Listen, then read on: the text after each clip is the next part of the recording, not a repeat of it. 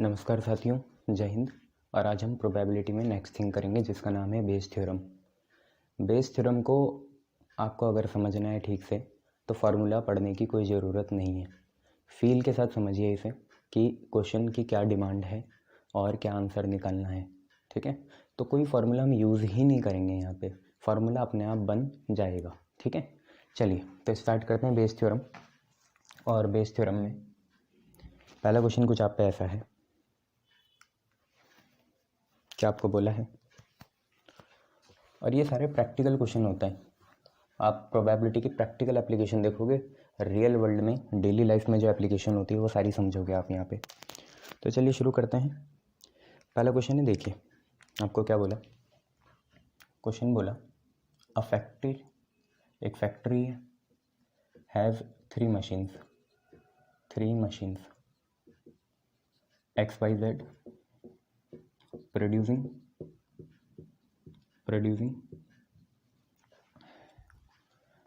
1000, 2000 and 3000 volts per day। इसके बाद machine X produces 1% defective volts, Y produces 1.5% defective, ठीक है, and Z produces 2% defective। Now at the end of the day,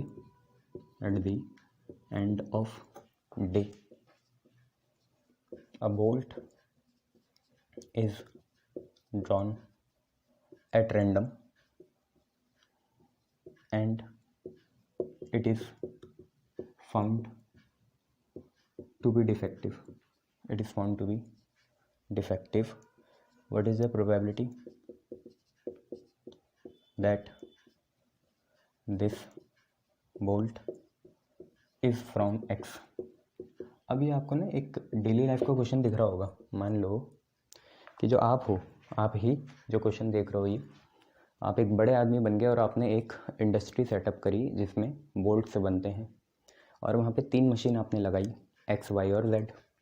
उनकी per day की capacity क्या है कि आपका जो इंडस्ट्री है उसमें जो X मशीन आपने लगाई है एक, वो एक दिन में कितने बोल्ट्स बनाती है? 1000 बोल्ट्स बनाती है।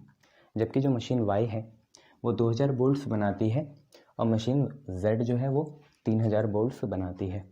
अब किसी भी मशीन की 100% एफिशिएंसी नहीं होती, मतलब वो ज़रूरी नहीं है कि सारे जो भी प्रोडक्ट बना रही है, जैसे यहाँ पे बोल्ट्स बना रही हैं तो सारे बोल्ट्स सही ही प्रोड्यूस हों, कुछ डिफेक्ट उनमें ना हो, ऐसा नहीं होता। तो हमें पता है, एवरेज पास्ट एक्सपीरियंस से हमें पता है कि मशीन X से जितने भी बोल्ट्स बनेंगे एक दिन में, उनमें से 1% कैसे निकलेंगे? डिफेक्टिव निकलेंगे। ऐसे ही मशीन Y में जितने भी बोल्ट्स बनेंगे एक दिन में, उनमें से 1.5% ऐसे होंगे जो ख़राब निकलेंगे, टूटे हुए होंगे, उनकी सील ठीक से बनी नहीं होगी। और ऐसी मशीन Z जितने भी बोल्ट्स बनाएगी एक दिन में, तो उनमें से 2% क्या होंगे? डिफेक्टिव होंगे। अब बात ये हुई कि तीनों बोल्ट्स एक जैसे हैं, मशीन X ने जो प्रोड्यूस करा, Y ने जो प्रोड्यूस करा, Z ने जो प्रोड्यूस करा, सबका साइज और डायमेंशन एक जैसा है। तीनों का लॉट एक ही जगह हमने किसी बॉक्स में रख दिया, किसी बड़े से गोदाम में रख दिया, और मैनेजर आया और मैनेजर ने रैंडमली ऐसे ऐसे एक बोल्ट उठाया और वो डिफेक्टिव निकला। कैसी किस्मत है उसकी, बट डिफेक्टिव निकल गया। अब उसने अपने सुपरवाइज़र को बुलाया और बोला कि देख मेरे हाथ में क्या है, मुझे पहले से बताएं मेरे हाथ में क्या है। डिफेक्टिव बोल्ट है, मुझे इस चीज़ की प्रोबेबिलिटी बता, क्योंकि मुझे अब 2 ही मशीन लगानी है या एक ही मशीन लगानी है, तो किस में नुकसान हो रहा है मुझे ये पता करना है। तो ये बता सुपरवाइज़र कि ये जो बोल्ट मेरे हाथ में डिफेक्टिव है, इसकी कितनी संभावनाएं हैं कि इसे मशीन X ने प्रोड्यूस करा होगा। ये चीज़ें हैं। तो कुल मिला के एक कारखाना है, 3 मशीनें हैं XYZ। मशीन X की कैपेसिटी 1000 बोल्ट्स की है पर डे प्रोड्यूस करने की, मशीन Y की 2000 है, मशीन Z की 3000 है, मतलब 3 + 2 + 1 6000 कुल मिला के बोल्ट्स बनते हैं। मशीन X जितने भी बोल्ट्स बनाती है उनमें से 1% डिफेक्टिव होते हैं, मशीन Y जितने भी बनाती है उनमें से 1.5% डिफेक्टिव होता है, और मशीन Z जितने भी बनाई उनमें से 2% क्या होते हैं? डिफेक्टिव होता है।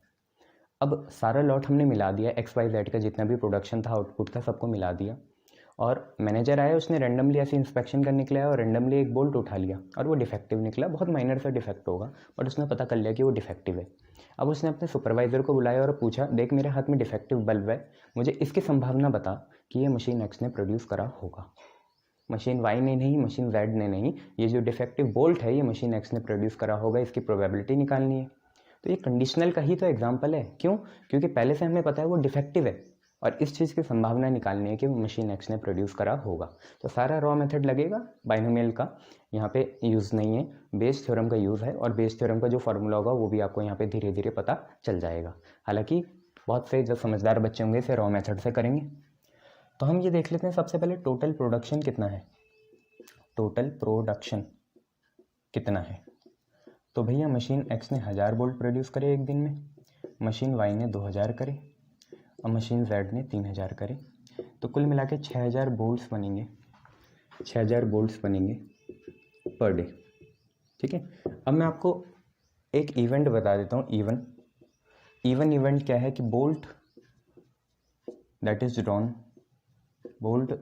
Drawn is from x. अभी मैं ये नहीं बोल रहा कि वो बोल्ट डिफेक्टिव है या नॉन डिफेक्टिव होगा या परफेक्ट होगा, अभी बस मैं इसकी बात कर रहा हूँ कि इवन वो घटना या वो इवेंट है कि जो हमने बोल्ट निकाला है वो एक्स से होगा।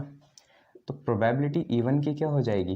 देखो प्रोबेबिलिटी इवन होगी number of elements in even upon total in sample space, यही होगा ना। प्रोबेबिलिटी हमेशा ऐसी निकलती है, number of elements in a given event upon sample space. Sample space में एक दिन में कुल मिला के 6000 बोल्ट प्रोड्यूस होते हैं। और इवन क्या इवेंट है कि जो बोल्ट है वो मशीन एक्स से हमने निकाला होगा या उसने प्रोड्यूस करा होगा।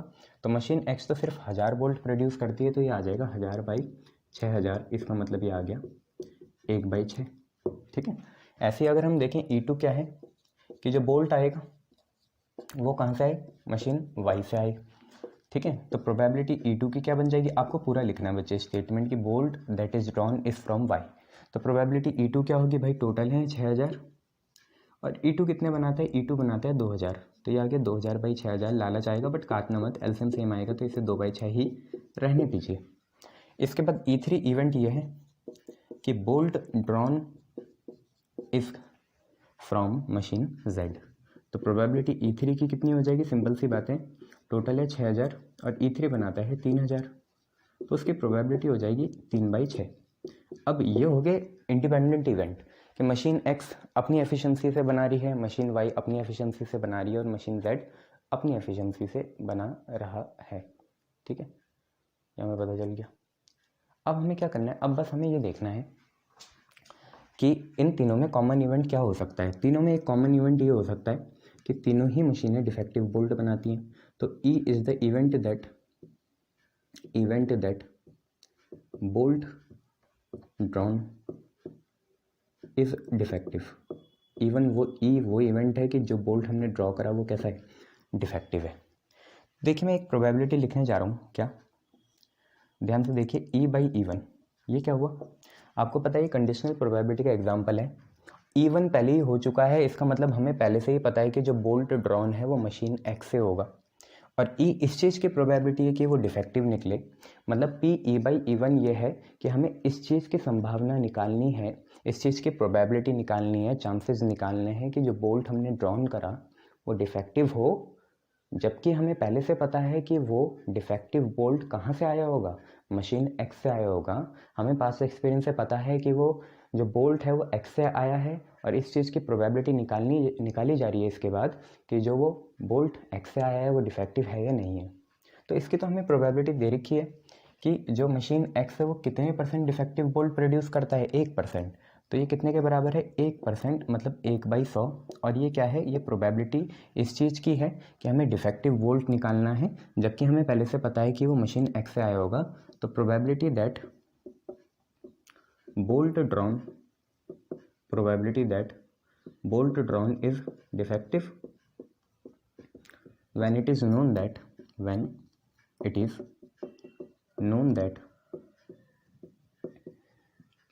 it was from X, जबकि हमें पहले से पता है कि वो कहाँ से है? X से है। तो PE/E1 आ जाएगी 1/100। सिमिलरली PE/E2 आप पूरा लिखना is the probability of drawing a defective bolt when we know that कि that bolt will come from machine Y. हमें इस चीज़ की प्रोबेबिलिटी निकालनी कि जो हमने बोल्ट ड्रॉन करा वो डिफेक्टिव निकले, बशर्ते हमें पहले से पता है कि वो वाई से आया होगा। तो हमें पहले पास्ट एक्सपीरियंस से पता है वाई कितने % डिफेक्टिव बोल्ट बनाते हैं, 1.5%, मतलब इसे 1/100 लिख देंगे। ऐसी प्रोबेबिलिटी E/E3 क्या बनी? प्रोबेबिलिटी E/E3 मतलब इस चीज़ की संभावनाएं कि डिफेक्टिव बोल्ट जो है, जो हमने ड्रॉन करा वो डिफेक्टिव होगा, जबकि हमें पहले से पता है कि वो Z मशीन से आया होगा, तो उसकी प्रोबेबिलिटी कितनी है? 2% है, मतलब 2/100।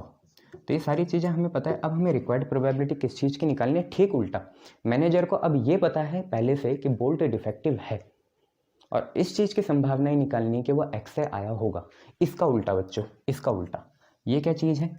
इसमें हमें पहले से पता है कि बोल्ट तो मशीन X से है और इस चीज़ की संभावना निकालनी है कि वो डिफेक्टिव हो। मतलब पहले से क्या पता है कि बोल्ट डिफेक्टिव है, सुपरवाइज़र को पता है, अभी लॉट मिक्स नहीं हुआ, कि बोल्ट क्या है? डिफेक्टिव है। ये उसे पता है? नहीं। सुपरवाइज़र को पहले से पता है कि बोल्ट जो है मशीन X से है और इस चीज़ की संभावना है कि वो डिफेक्टिव हो, तो पास्ट एक्सपीरियंस से हमें पता है वो 1% है।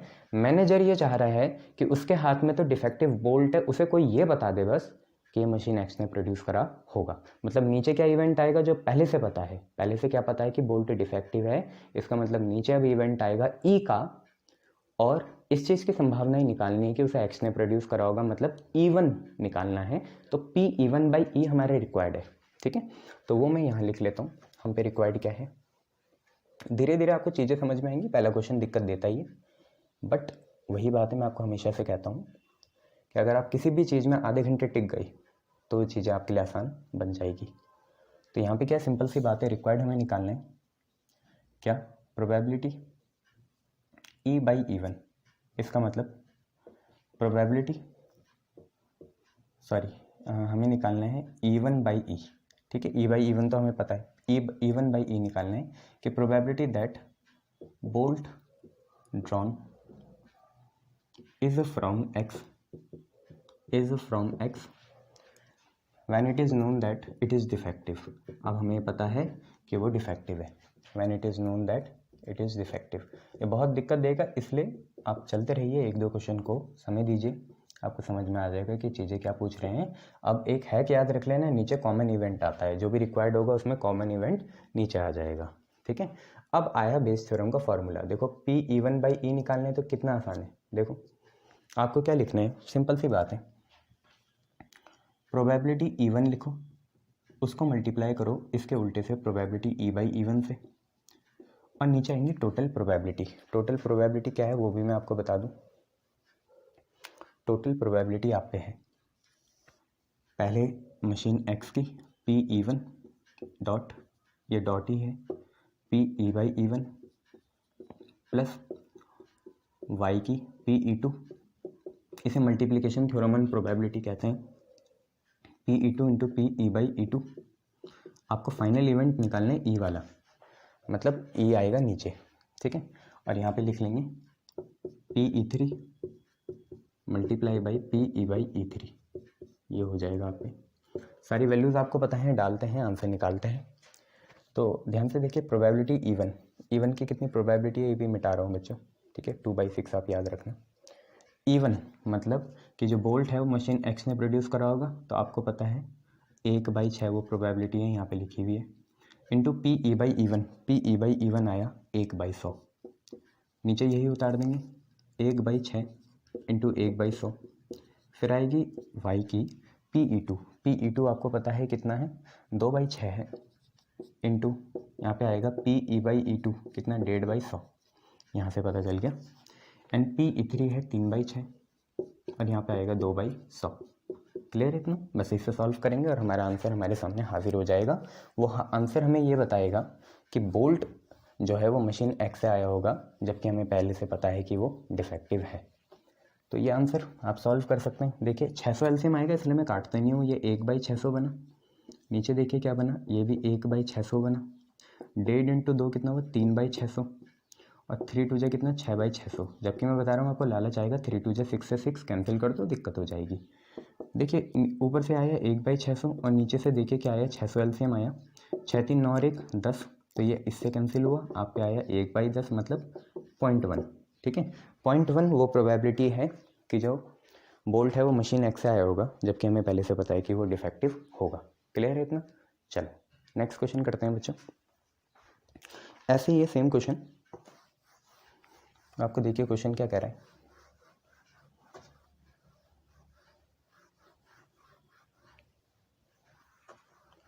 आपको क्वेश्चन कह रहा है कि, चलिए वहाँ तो जाना नहीं है, उधर ही लिख लेते हैं और इधर क्वेश्चन कर लेंगे। क्वेश्चन है आप पे कि इन आ बोल्ट फैक्ट्री, फिर दोबारा वही है, थोड़ा आपके कंसेप्ट स्ट्रॉन्ग करने के लिए करा रहा हूँ। In a bolt factory 3 machines A, B and C manufactures 25%, 35% and 40% of total production, ठीक है।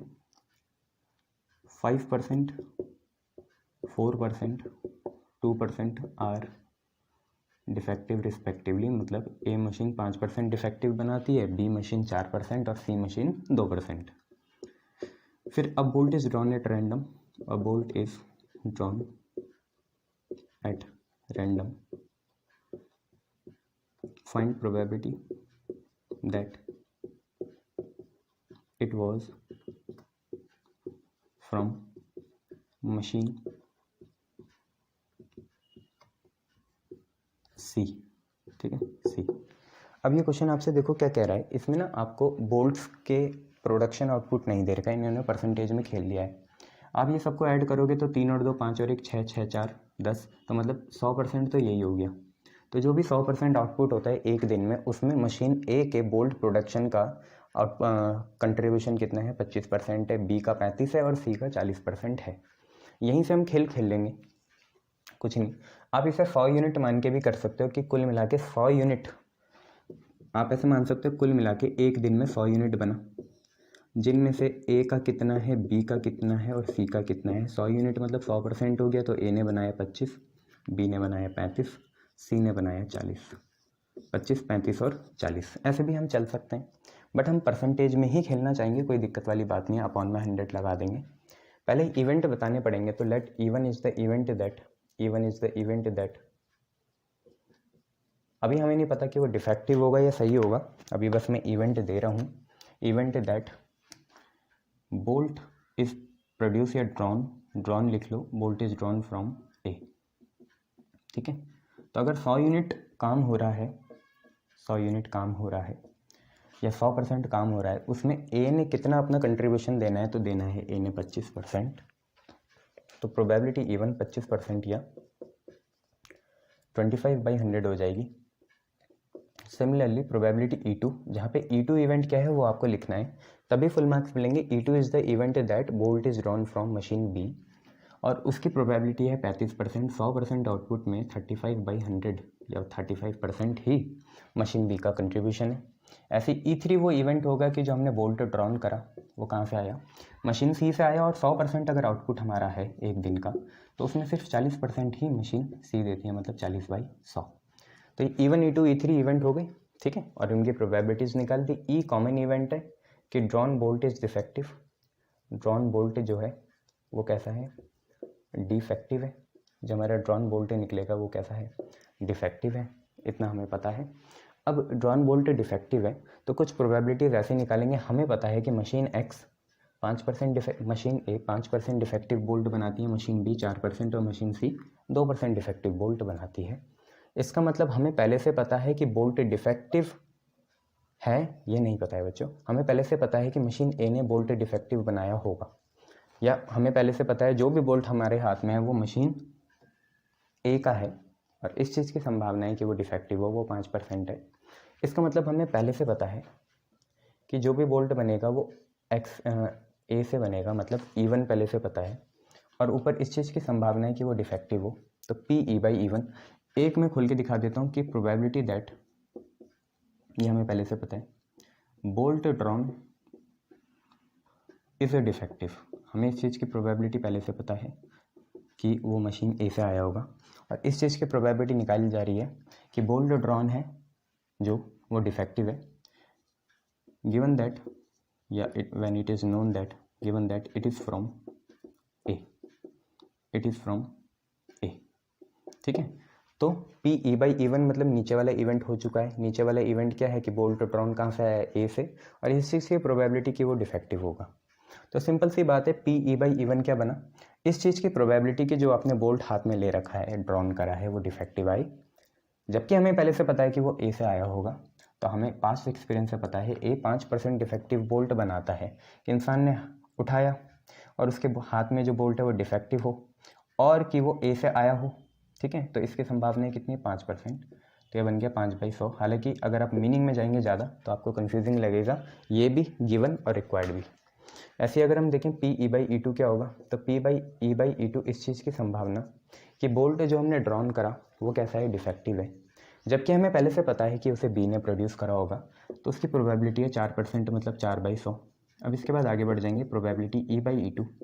Probability E by E two इस चीज़ की संभावना या प्रोबेबिलिटी या चांस है कि जो बोल्ट ड्रॉन है वो डिफेक्टिव आई, जबकि हमें पहले से पता है कि उसे सी ने प्रोड्यूस करा होगा, तो उसकी प्रोबेबिलिटी कितनी है, 2%, मतलब 2/100।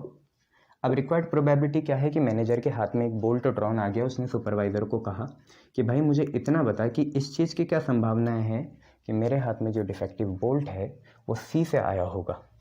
तो हमारी रिक्वायर्ड जो प्रोबेबिलिटी है वो ठीक उल्टा है। अब हमें पहले से पता है कि जो बोल्ट ड्रॉन है वो क्या है, डिफेक्टिव है, मतलब ई इवेंट पहले से हो चुका है, और इस चीज़ की संभावना बतानी है कि उसे सी ने प्रोड्यूस करा हो, मतलब E3 ऊपर आ जाएगा। ठीक है, तो प्रोबेबिलिटी E3 बाई ई निकालना है। कितना आसान है ये, प्रोबेबिलिटी E3 बाई ई आपको भी पता है। आपको लिखना है probability E3 multiply by probability E by E3, इसका उल्टा अपॉन, देखो एक तो यही आ जाएगा, probability E3 multiply by probability E by E3।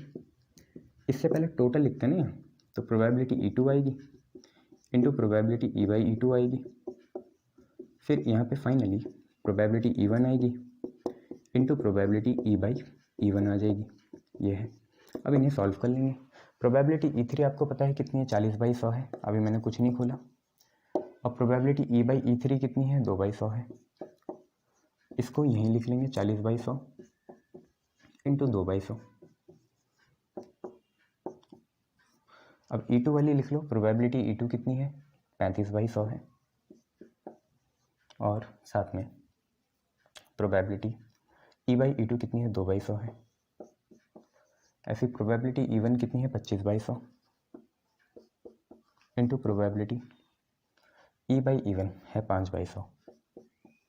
और आप ये देख ही सकते हैं, जब आप एलसीएम लेंगे तो 100 आएगा ही कॉमन, उससे ऊपर वाला कट जाएगा, तो 42 जा आप पे 80 आएगा। अपॉन में देखिए कितना है, 25 5 जा होता है 125, प्लस 35 2 जा होता है 70, 42 जा होता है 80, 8 और 7 बना 150 और 125 आपका लगभग 275 आएगा। तो यह है 80/275, 80/275। आप इसे सॉल्व कर लीजिए, यही आपका आंसर हो जाएगा। क्लियर है इतना? परसेंटेज में खेल लिया करें, कोई दिक्कत वाली बात नहीं है। कर लोगे ना सॉल्व, शाबाश। बता दूं कितने बार जाएगा, 16 5 जा 80 होता है, ये 16 बार जाएगा, 5 5 जा 25 और 5 9 जा 45, 16/59 आपका आंसर आ जाएगा। ठीक है, क्लियर है, गुड।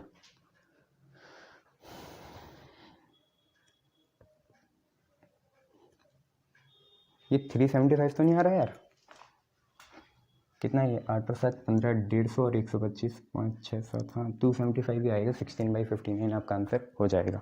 पार्डन में अगर कुछ गलत हो गया हो, बट करना ऐसे ही है। ठीक है, थैंक यू।